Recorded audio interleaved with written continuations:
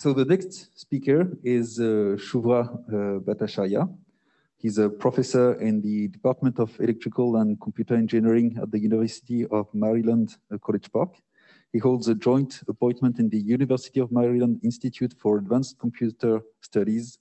From July, he will also hold a part-time visiting position at International Chair in INSA GdR Rennes, France. So we wish he were here, I guess. And he received a PhD degree from University of California at Berkeley. He had held several industrial or visiting research positions and was a part-time visiting professor for 3 years in the Department of Pervasive Computing at the Tampere University of Technology, Finland. He's a fellow of the IEEE. And we thank Shuvra to being with us online. And we wish to meet physically soon, Shuvra, and we're all listening to your talk. Hi, can you hear me? Yes, we see the slides. Okay, good. So you can see the slides and hear me. And thank you very much for the nice introduction. And I'm also sorry not to be in Rennes. As people who know me know, I really like to be in Rennes. I haven't been able to be there now for the longest interval in several years. So I'm looking forward to being able to go back there, and hopefully the situation with the pandemic will keep getting better. And so I would also like to thank the organizers for inviting me to give this talk. And it's really nice to be speaking sort of jointly with John McAllister in this session, somebody who I know for many years. And I really appreciate John's talk. I think it helps to kind of make a nice theme for both of our talks together, which is about different types of computational models, very forward-looking kind of computational models. So thanks to John for his previous talk as well. So I will be talking about different type of computational model, which is about the simulation of spiking neural networks. So the spiking neural network model, of course, convolutional neural networks are becoming, have just proliferated in their use in the past years. It's just ubiquitous now, and the amount of research in that field is enormous. And spiking neural networks are also showing to have some very interesting advantages and trade-offs compared to convolutional neural networks for various types of machine learning and tasks and associated types of inference, which is very interesting to explore.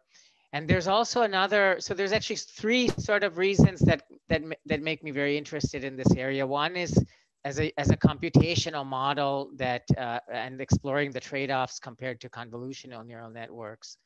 Another is actually being a model for efficiently simulating the brain. So the more efficiently we can simulate spiking neural networks, the more that we can develop very interesting simulations of the brain, or more accurate simulations of the brain, or faster simulations. And if we can do them, an interesting direction nowadays in neuroscience is making simulation of the brain much more easily available to scientists.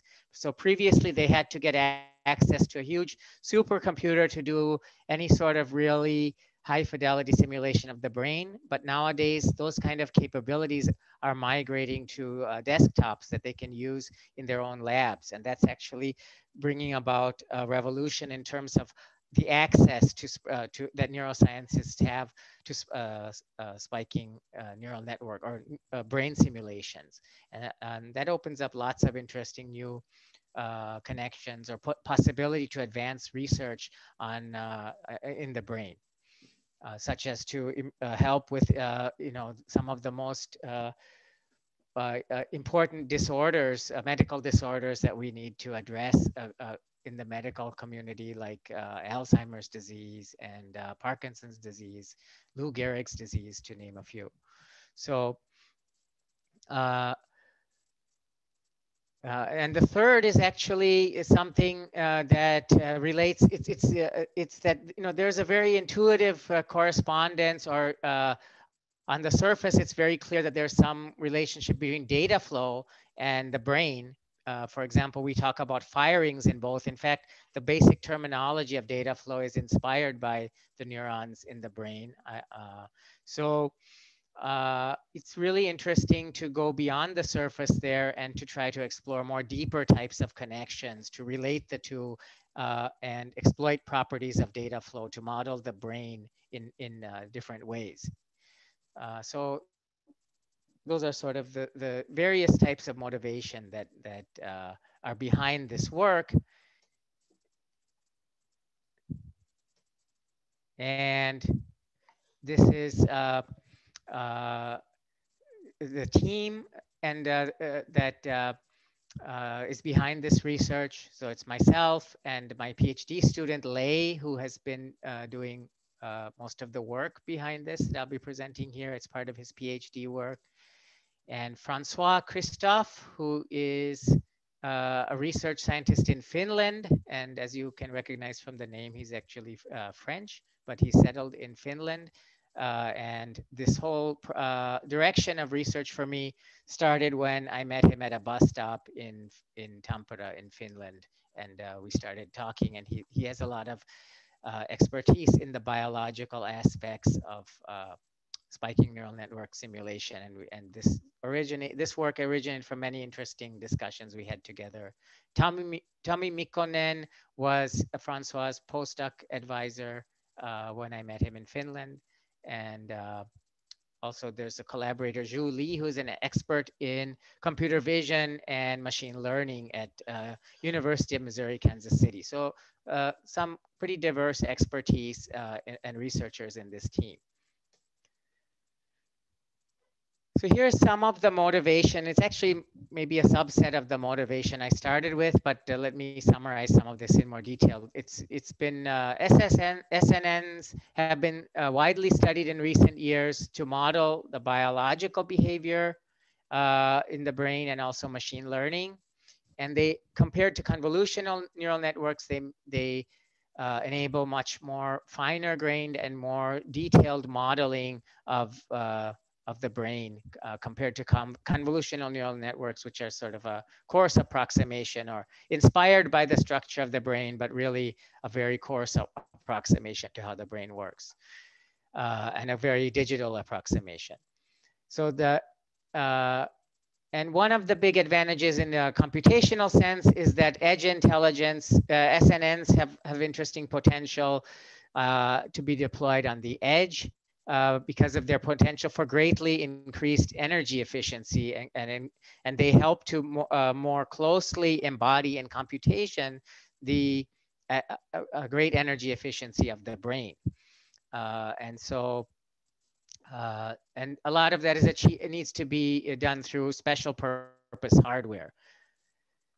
But simulating large-scale SNNs, which is the topic of this work, can be very useful to help motivate the design of that hardware to explore different type of SNN kind of architectures that we might want to use.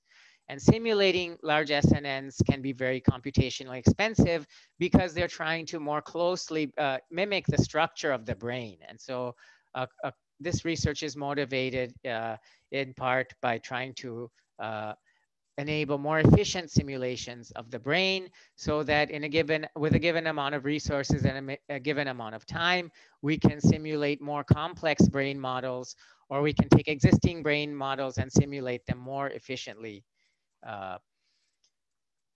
So there's two general approaches to simulating SNNs. There's a time-driven approach, which is more widely used, which is where the neuron variables, the variables associated with each neuron are simulated at each time step.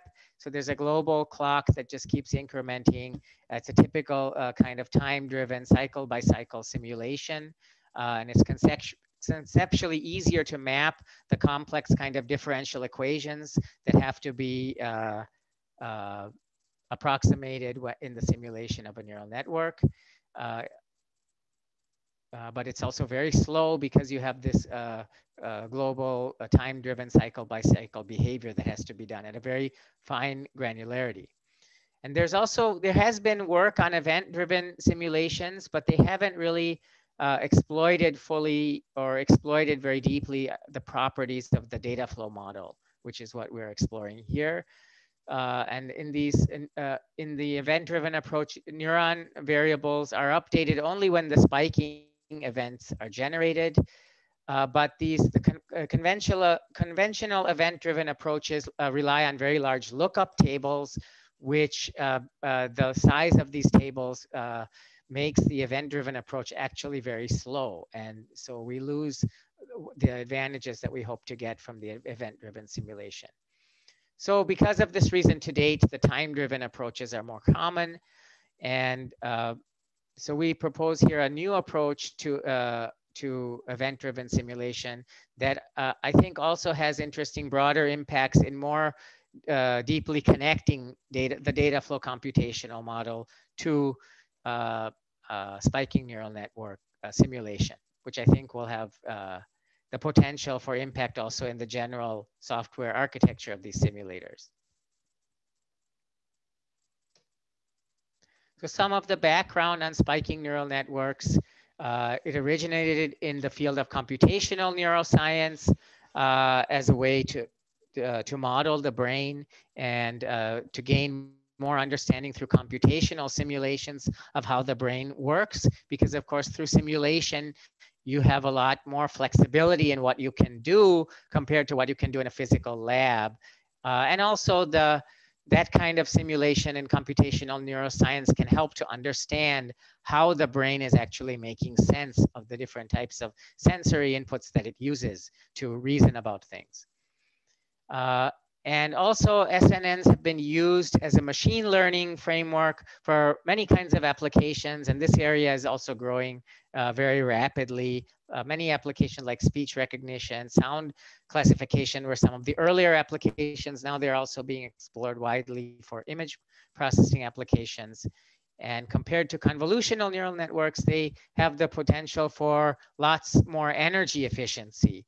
Partly this is due to the sparsity in the computation in the event-driven computations.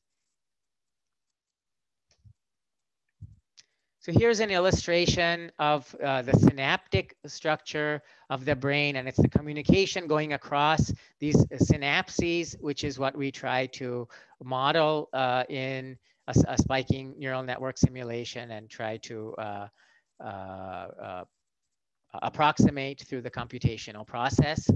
And so there's actually neurotransmitters which are used for the communication between neurons that happen across synapses. And this leads to a very natural modeling that we'll see where the neurons themselves are modeled as actors in a data flow graph, and the synapses, which are actually don't correspond to physical entities. They're actually just very small gaps between the neurons across which information flows or signals flow.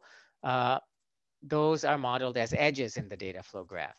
So just to summarize some of the interesting aspects of the communication that's happening through neurotransmitters, which leads to interesting modeling aspects and different ways, a different design space, or a kind of design space in terms of how we might want to model these. So the data flow in LDSS is the lightweight data flow SNN simulator that I'm presenting in this work. So data flow corresponds to a biological process that's called the neurotransmission or synaptic transmission, which is the signal flow between neurons that is the backbone of the reasoning that the brain does. So, but the neighboring neurons are not physically connected to one another. The tiny gaps between them are what we talk about as synapses. And there's different types of neurons in the SNN modeling. We typically focus on two of the three main types, which are the excitatory and inhibitory neurotransmitters. And the excitatory neurotransmitters increase the likelihood that the the receiving neurons fire, whereas the inhibitory ones actually suppress the firings or delay the firings. So the most, there's various kinds of neurotransmitters, a wide variety. One of them is called glutamate. So part of modeling these, which we don't actually get into in this work, is modeling the different types of neurotransmitters. And there's another aspect, which is the amount of influence that the firing of one neuron has on another. That's referred to as the synaptic weight associated with the communication path between the two neurons. So I'll skip some of these details. The related work, there's been a lot of work on SNN simulation. It's a very active field in computational neuroscience and also more recently in machine learning. And so there's many kinds of SNN simulators that exist, and very interesting and innovative hardware architectures. And the SNN simulators have evolved into providing an abstraction layer so that computational neuroscientists can focus at a high level that's closer to how they think about the brain. And then those can be mapped into the detailed kind of low-level physical simulations that need to be done to understand how the signals are actually going to propagate throughout the brain.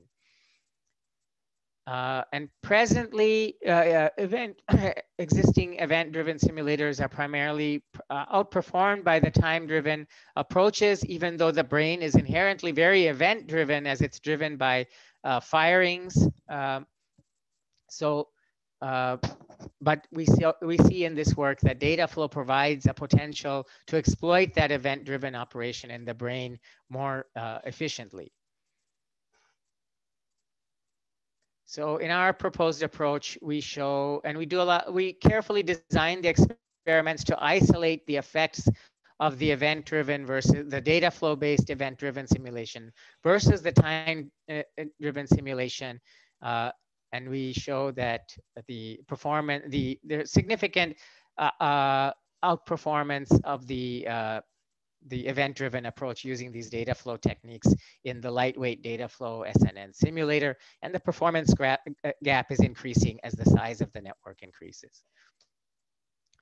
So the primary contribution here is what's shown in red. It's not really to introduce a specific new simulator. The focus really is in the simulator development has been to isolate the effect of the new Dataflow-based event-driven approach and to isolate the performance improvement that's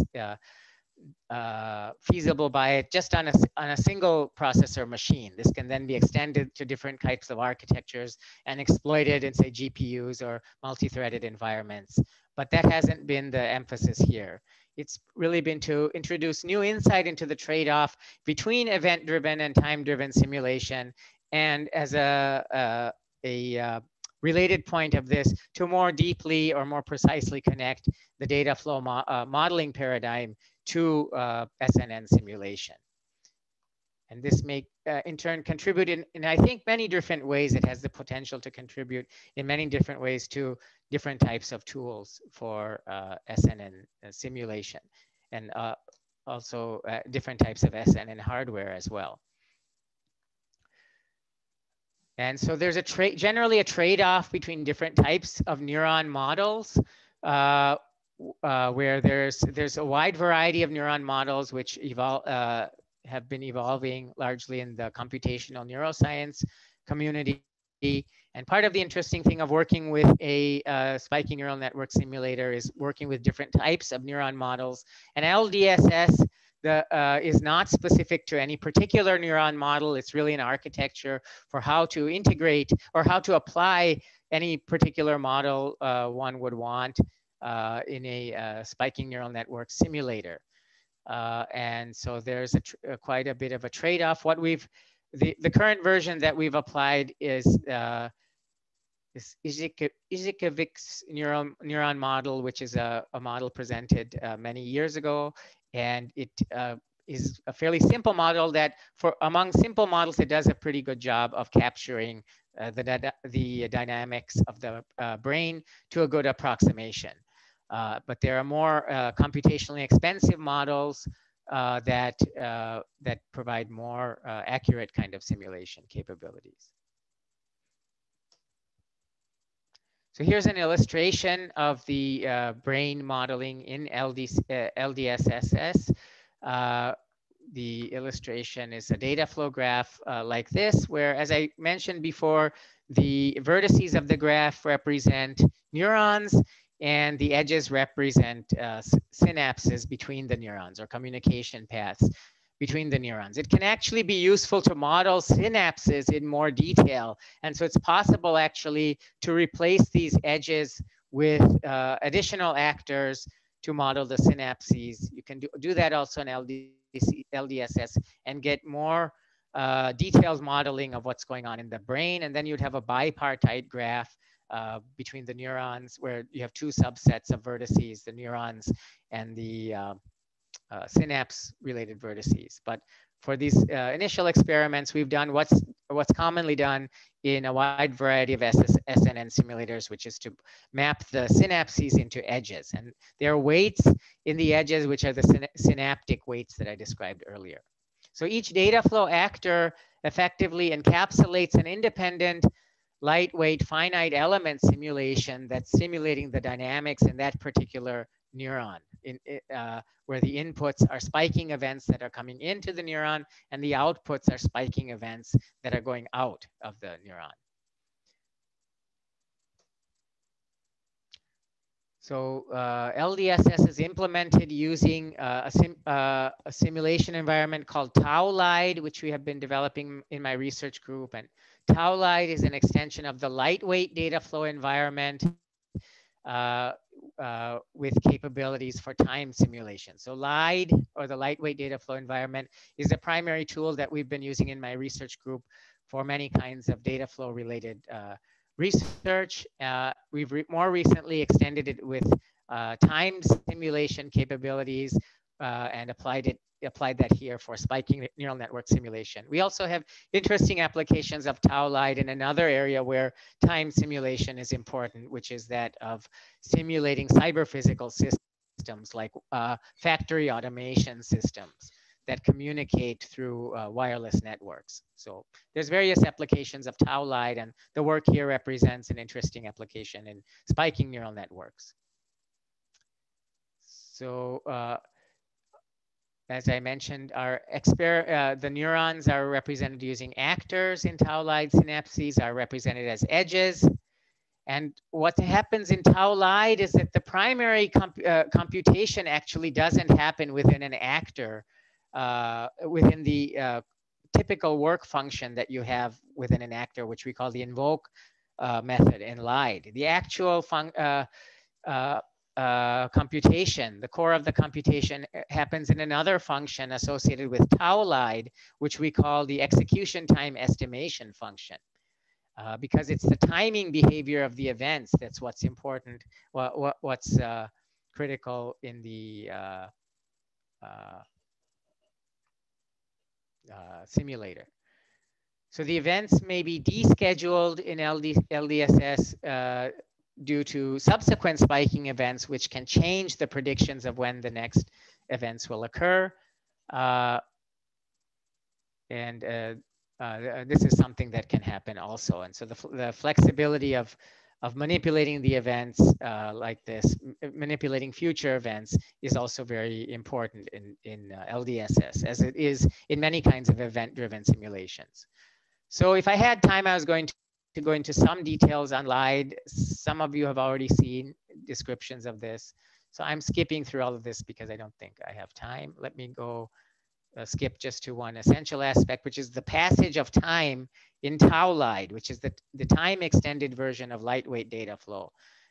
So each LDSS actor has an associated execution time estimation function, which we represent as theta of A for an actor A. And it's very flexible in how we can formulate these functions. They can operate on parameters and state variables of the actors.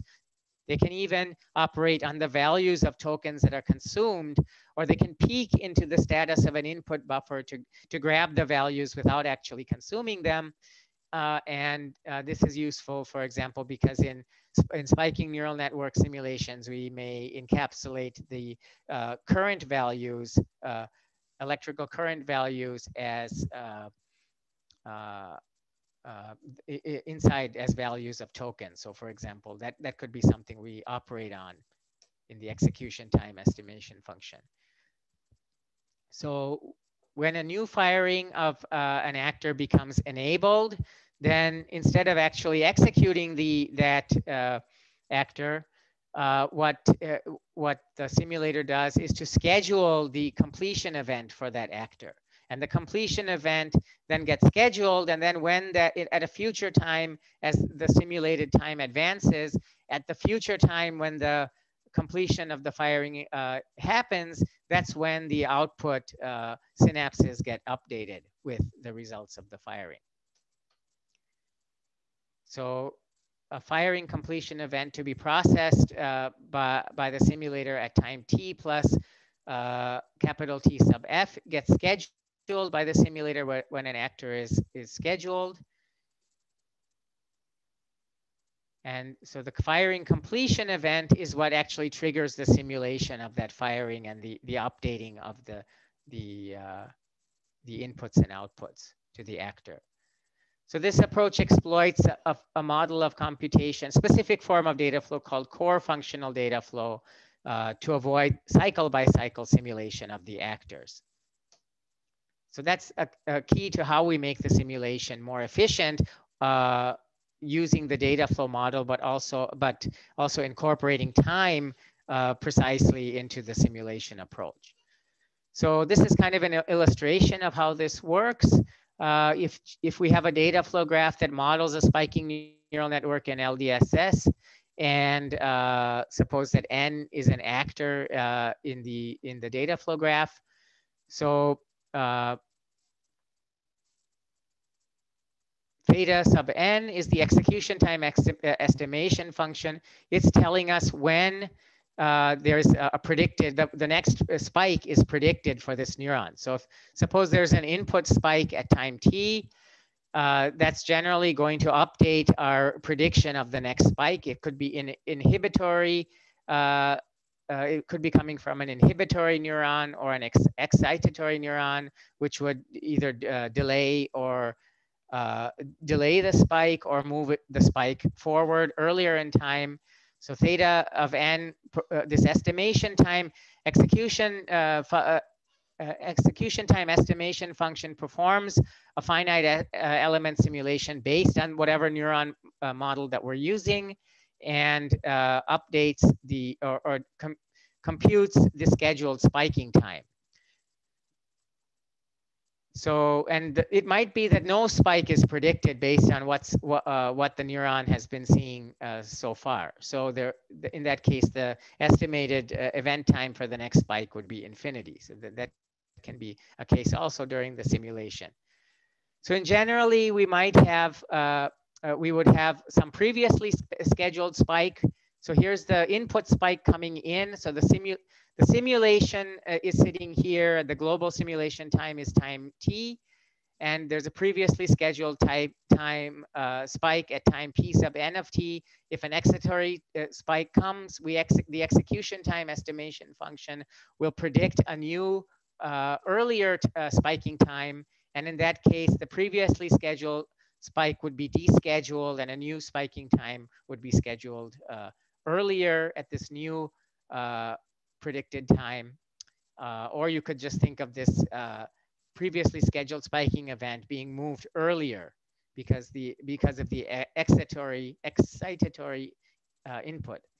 And the converse would happen if there's an inhibitory spike. It would result in the previously scheduled spiking time being moved later. So this flexibility to move around the future events, which is very easy to do in an event-driven simulation, helps us to handle the incoming spikes and adapt the predicted next firing time. And it's the patterns of these spiking events that are what are critical in terms of the information processing in the brain. And so that's the essence of this, or that's why so much attention is paid in the simulator to getting these spike timings calculated and updated.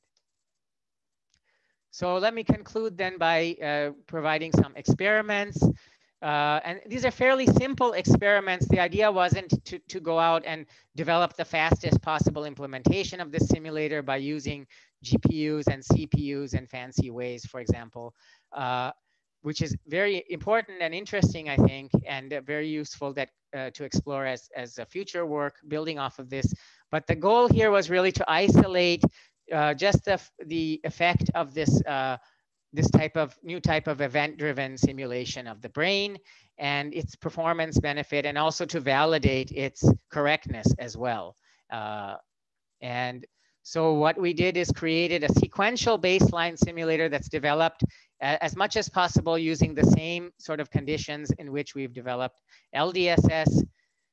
So this is a time-based simulator with no data flow concepts or event-driven simulation techniques involved, but otherwise we tried to keep the implementation approach the same, like the use of the C language and so on. So, and again, the goal here is to validate the functionality of the event-driven simulation approach and isolate the performance effects of this approach. So then there are various details associated with the simulation, like the noise current that we need to introduce. It's configured a certain way. Here, all of this kind of information is important to be able to reproduce the experiments. And we developed mechanisms so that we can reproduce all of the initial conditions exactly between the two simulators, which is important to help validate the correctness. And we used an approach that's common in experimenting with SSN simulators, which is of randomly generated spiking neural networks, where we create a matrix, and the matrices have, and there are, depending on the number of neurons we want to have in the generated network, we'll have an n-squared matrix where n is the number of neurons, and these neurons will be partitioned into excitatory and inhibitory neurons, and then we would randomly generate weights from some uniform distributions between communicating neurons. So we would basically generate the adjacency matrix, and then that gives us the graph for the neural network that we want to simulate. So weighted edges represent synaptic weights between the neurons, and then we want to ignore the weak synaptic connection. So we just throw out weights with an absolute value below 0.1. And again, the synaptic weights simulate the physical relationships between the communication involved in the neurons. So first we functionally validated the event-driven approach, and we simulated several large randomly generated SNNs for 1,000 milliseconds of simulation time. And we compared the average spiking frequency, and both simulators repeated exactly the average spiking frequencies when we simulated them. So that helped to give us confidence in the correctness of the simulation approach and the implementation of the approach. And then here are some results. I'll show these graphically in the next slides, but these give you the idea of some kind of basic speedups you can get even on a simple implementation of this simulator compared to the baseline. And these are important results because conventionally it has been difficult to demonstrate significant speedups using event-driven approaches, even though intuitively you would hope that the event-driven nature of the brain could be translated into a faster simulation. And here we finally demonstrated that this is quite possible. And interestingly also, the magnitude of the speed up increases with the network size or the number of neurons that we're simulating. And this is also a very positive result. We don't want to see this trend being diminished with larger and larger sizes, because one of the interesting things we want to do with these neural network simulators is to simulate more and more complex brains or brain models. So this is a graphical representation of what I showed, of the data that I showed, where the red is the baseline and the vertical axis is the execution time of the simulation. And so we see that the execution time is higher and the gap is growing, and the network size is plotted on a logarithmic scale horizontally, going from 0 to 30,000. Yeah.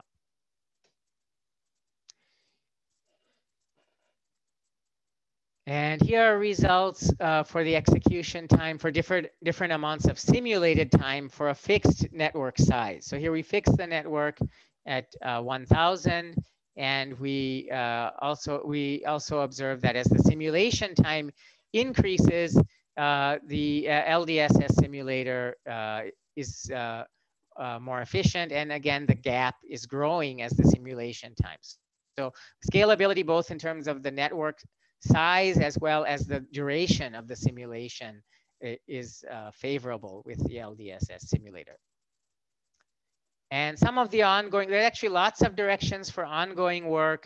And I think those of you who are interested in Dataflow, I encourage you to look into these, because I think your Dataflow insight will provide a lot of influence or provide a lot of potential for interesting work in this area as we strengthen the connection between Dataflow modeling and neural network simulation. So there are different directions we can go, both in terms of improving, just having more complex simulators working with more complex models.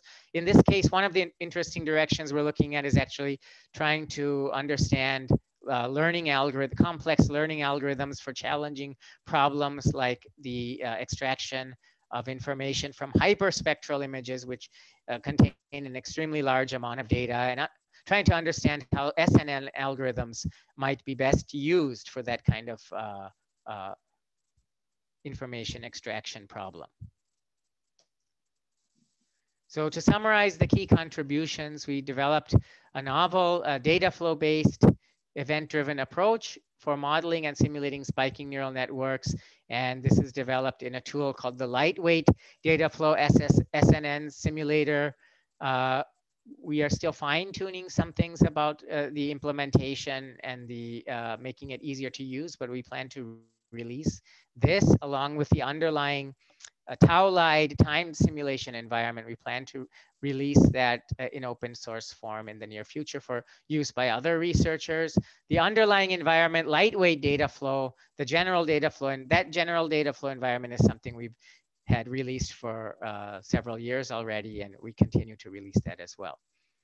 So useful features of LDSS include the improved simulation speed enabled by a novel event-driven approach, and the design flexibility, which is not something we've gotten into here, but I think that's also very important and makes it an interesting framework also just to experiment with different types, or perhaps to collaborate with neuroscientists or computational neuroscientists to look at different types of spiking neuron models. And each of them may have different kinds of design spaces associated with them in terms of how to efficiently map them into this type of simulation framework.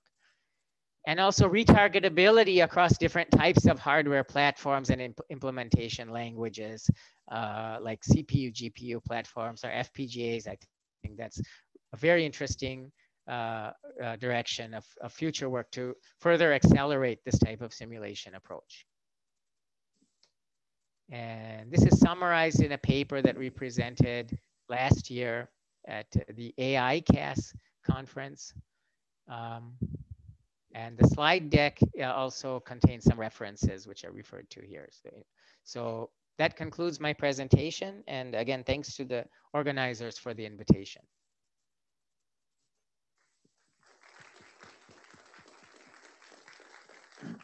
Thank you very much, Shuvra, for the presentation. So we may take a few questions. If we have a question in the audience. Yes?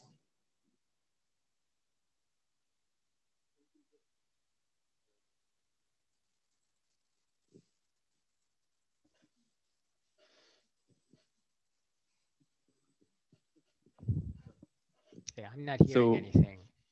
Thank you very much for the presentation. It was very interesting. I have several questions. My first question was about the targets, the hardware platforms you're implementing, you're trying to predict on. My question was, do you consider hardware platform influence on the predicted results of your simulation? No, presently it is a completely functional simulation of the brain. So with the goal of predicting the spike trains coming out of the neurons. It's not trying to take into account effects of any particular hardware platform. I think that can be incorporated, but that hasn't been the objective in this study. It's on a purely functional simulation of the brain. Okay. All right. Then I have a question about the. So you talked about the theta function that is used to predict the execution time of the actor, and I was wondering, how did you manage to describe this function? Did you get my question? Sorry, is it possible? Yes. Yes. Okay. I did.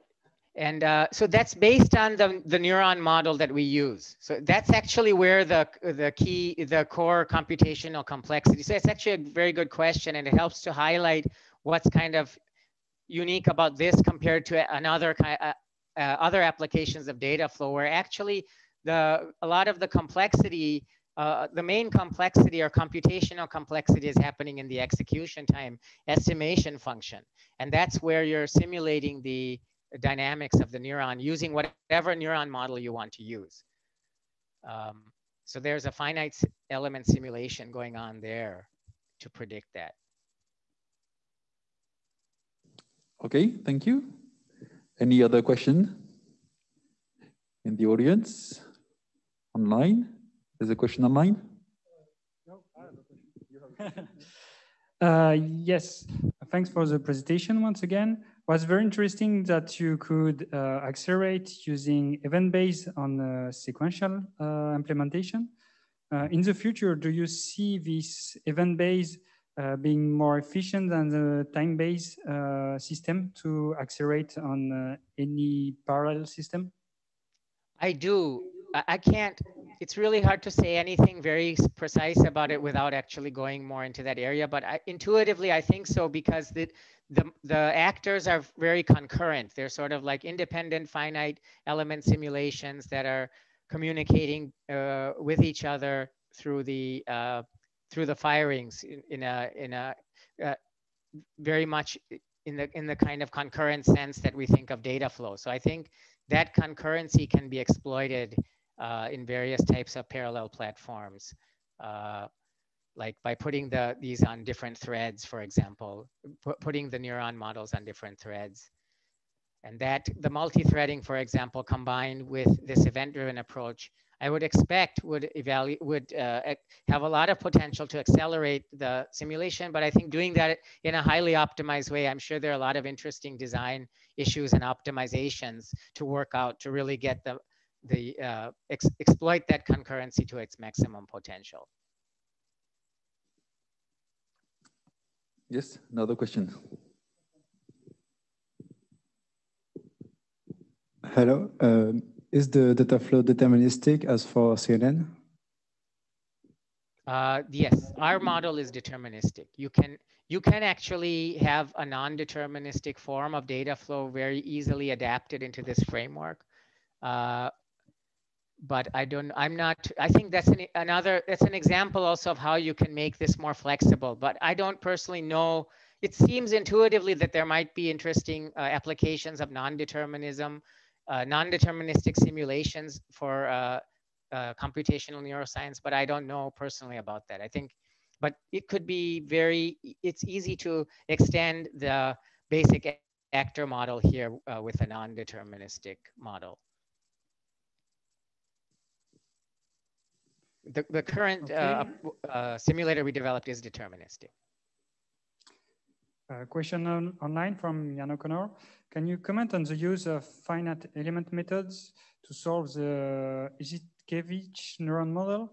What alternative exists and what motivates the use of FEMs in particular? Yeah, let me go back to the this slide.